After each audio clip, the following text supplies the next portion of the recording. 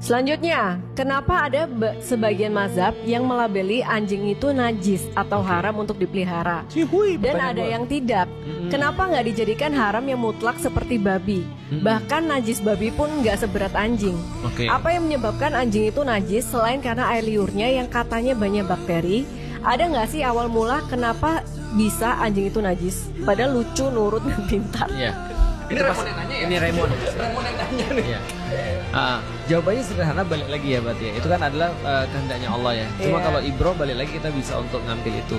Pertama gini, kita bahas dulu kenapa terjadi perbedaan di antara ulama-ulama dalam memutuskan sesuatu. Misalnya, contoh kayak gini misalnya. Ada namanya Imam Maliki, salah satu imam mazhab. Imam Maliki ini berpikir begini, menurutku yang paling ngerti tentang Islam adalah Rasulullah. Benar dong asumsinya. Asumsi keduanya adalah berarti yang paling ngerti Rasulullah adalah yang paling ngerti Islam adalah Rasul, dan orang-orang yang melihat Rasul adalah orang-orang Madinah.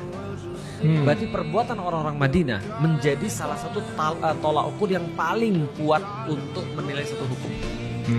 Gitu kan ya misalnya. Nah, tapi ada yang namanya Imam Hanafi. Imam Hanafi ini tinggalnya di Irak. Dan beliau ini tidak bersentuhan banyak dengan di Madinah, jadi agak jauh, sehingga dia murni banyak menggunakan logika. Dan kita tahu logika juga bagian daripada agama kan. Nah maka dia dikenal sebagai ahli logika. Sedangkan Imam Malik ngikutin orang-orang di Madinah dan hadis-hadis dan segala macam. Maka mereka berbeda dalam menggunakan pendapat dalam suatu hal. Contoh ya, ada satu hadis di mana ketika Rasulullah salam, ketika sholat subuh, itu Rasul bisa melihat wajah sahabat. Maka Imam Hanafi berkata, berarti ini udah terang. Berarti udah nggak subuh-subuh banget? Nggak subuh-subuh banget. Sedangkan Imam Malik melihat orang Madinah kayak apa.